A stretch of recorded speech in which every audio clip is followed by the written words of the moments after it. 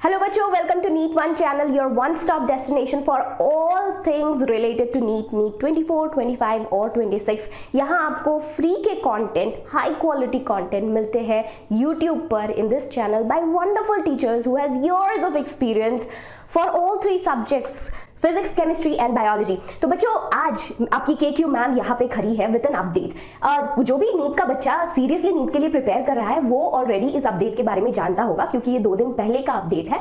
But मैं काफी सारे स्टूडेंट से बात करके मुझे ऐसा लगा कि इस अपडेट ने उन लोगों के अंदर फॉल्स होप्स और फॉल्स खुशियां भर दी है ना बच्चों। ये मैं इसलिए बोल रही हूँ क्योंकि बच्चों को ये लग रहा है कि मेडिकल कॉलेजेस में सीट्स बढ़ रहे हैं, मतलब कंपटीशन कम हो रहा है। तो उन बच्चों के लिए बता दूं जिनको कोई आइडिया नहीं है कि ये अपडेट क्या है। तो बच्चों, ये एक ministry of health and family welfare ने अपडेट रिलीज किया है, जिसके थ्रू वो लोग एक अपडेट दे रहे हैं about the opening of new medical colleges in the country.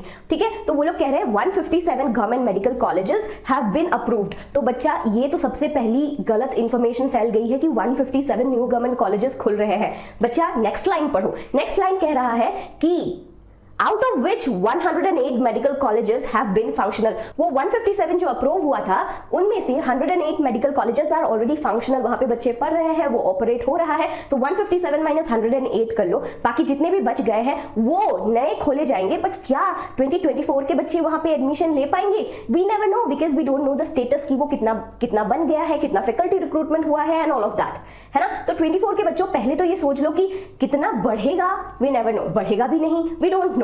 25 के बच्चे can be a little hopeful कि हाँ, नंबर ऑफ सीट्स बढ़ सकते हैं।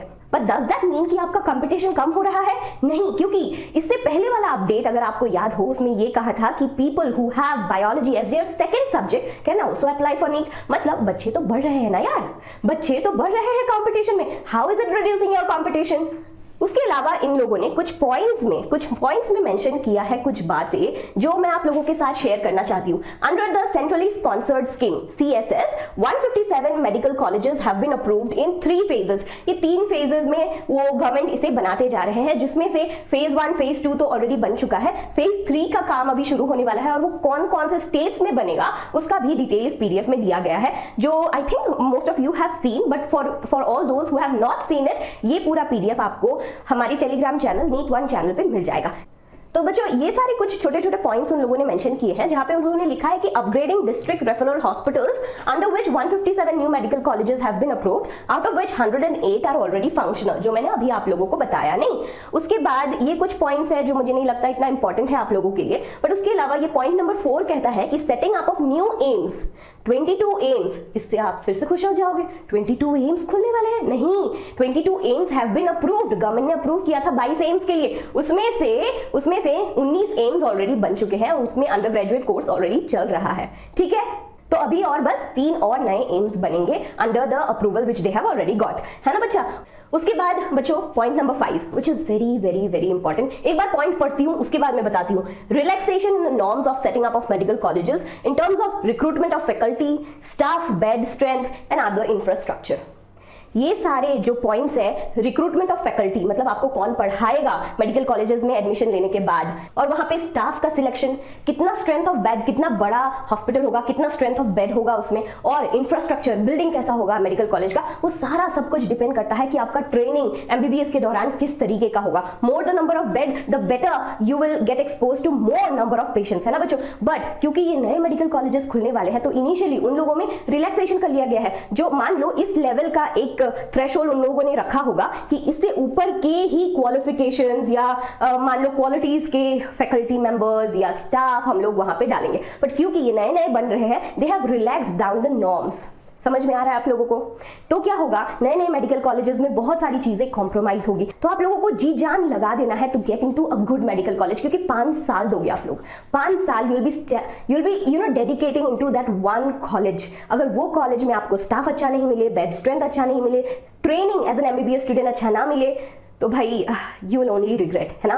तो यार नंबर ऑफ मेडिकल कॉलेजेस तो बढ़ेंगे, बट जो नए मेडिकल कॉलेजेस होंगे वहां पे कुछ चीजें इनिशियल लेवल पे एटलीस्ट कॉम्प्रोमाइज होगा। तो आप अपना जी जान लगा दो to get into a better college, आपका रैंक इनहेंस करने के लिए अपना जी जान लगा दो बच्चों। और सबसे इंटरेस्टिंग बात ये बता दूं आप लोगों के लिए, जनरली कोई भी गवर्नमेंट सर्वेंट, कोई भी गवर्नमेंट ऑफिस में काम करने वाला इंसान, a government employ, a government servant is retired at the age of 60, but doctors के लिए इट इज 70 ईयर्स। तो और 10 साल काम करोगे आप लोग, और उसके बाद भी a doctor can still practice.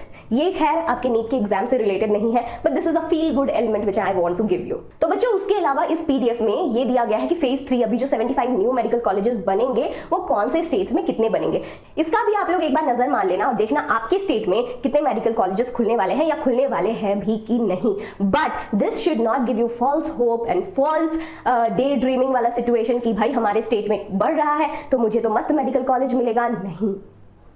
नहीं, एक तो फॉर श्योर इस बार नंबर ऑफ कैंडिडेट्स बढ़ने वाले हैं। सेकंड, सिलेबस के साथ हौश पौश हो गया है, सो यू नेवर नो कहां से क्या क्वेश्चन आएगा। क्वेश्चन पेपर हार्ड होगा कि इजी होगा, इजी होने से कट ऑफ बहुत ऊपर जाएगा, हार्ड होने से तो भाई अगर नहीं पढ़े तो अटेम्प्ट ही नहीं कर पाएंगे। एंड उससे भी बड़ी बात, we are standing in the month of December आज। उसके बाद ये मंथ तो देखते देखते खत्म हो जाने वाला है कुछ ही दिनों में। उसके बाद जनवरी, फरवरी, मार्च, अप्रैल, मई में है एग्जाम, 4 महीने हैं हमारे हाथ में। उसमें भी हमें सिर्फ 3 ही महीने कैलकुलेट करने चाहिए, क्योंकि इसके बीच में अगर आप 12th में हो, आपके बोर्ड एग्जाम्स हैं, आप बीमार पड़ सकते हो, फॉर्म फिलअप का डेट अभी तक नहीं आया, फॉर्म फिलअप का डेट आएगा तो आप डॉक्यूमेंटेशन में आपका कुछ अगर आईडी प्रूफ बनानी है, उन सब में आपका ध्यान चला जाने वाला है ना। तो हम लोग 3 months, we have 3 months in hand, ये सोच के आगे बढ़ना चाहिए। सबसे पहले तो टाइम वेस्ट बिल्कुल नहीं करना है। ईट, स्लीप, रिवीजन, और एक ही मंत्र बना लेना है बच्चों, ईट, स्लीप, रिवीजन, टेस्ट, रिपीट। ईट, स्लीप, रिवीजन, टेस्ट, रिपीट। मेरे साथ बोलो सभी लोग कि इसके अलावा और कुछ नहीं करना ये 3 महीना। Eat, sleep, revision, test and repeat. बाद में देखा जाएगा एक्सरसाइज, बाद में देखा जाएगा बॉडी शॉडी बनाने का तरीका। इस 3 महीने मुझे डेडिकेट करना है अपना सपनों का कैरियर पाने के लिए। पर बच्चों अगर कोई भी मुझे अभी देख रहा हो और उसे लगे कि मैम यार मैंने तो थियरी ही कंप्लीट नहीं की, आप रिवीजन और टेस्ट के बारे में बात कर रहे हो सकता है यार 12th में हो आप, 11th अच्छे से नहीं किए, थियरी अच्छी से नहीं हुई and you are still confused. तो उन बच्चों के लिए यार पहले तो मैं फॉल्स होप नहीं दूंगी। मैं ये नहीं बोलूंगी कि 3 महीने में एम्स दिल्ली क्रैक कर पाओगे, नहीं कर पाओगे यार। बहुत मेहनत लगती है एम्स दिल्ली के लिए, बरसों से मेहनत कर रहे हैं बच्चे, तब जाके एम्स दिल्ली फोड़ पा रहे हैं। 720 आउट ऑफ 720 मार्क्स आ रहे हैं लोगों के, and you are not done with your theory 3 months before exam. How can you expect AIIMS Delhi? पर क्या कोई नॉर्मल मेडिकल कॉलेज मिल सकता है मैम? गवर्नमेंट मेडिकल कॉलेज जरूर मिल सकता है।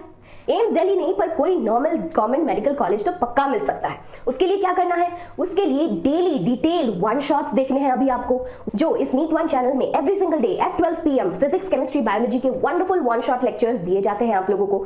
1 शॉट लेक्चर्स देखो, हो सके तो लाइव देखो, ना हो पाए तो बाद में 1x 2x के स्पीड में अपना टाइम सेव करने के लिए उसे कंप्लीटली देखो एंड देन शॉर्ट पॉइंटर्स में ऐसे नोट्स बनाओ कि उसको आप रिवाइज कर पाओ। वैसे मैं बायोलॉजी के शॉर्ट नोट्स देती रहती हूँ regularly on the Telegram channel. Again 1 shots के अलावा मैं रेगुलरली 30 एक्सपेक्टेड क्वेश्चंस का क्वेश्चन प्रैक्टिस करा रही हूँ। तो डू नॉट फॉरगेट कि मुझे ज्यादा नहीं 1000 क्वेश्चंस करने का वक्त नहीं है, मेरे पास 3 ही महीने हैं, थियरी नहीं हुआ है, तो मैं एटलीस्ट 30 एक्सपेक्टेड क्वेश्चंस जो मैम ढूंढ के लाई है वो तो एटलीस्ट कर पाऊं।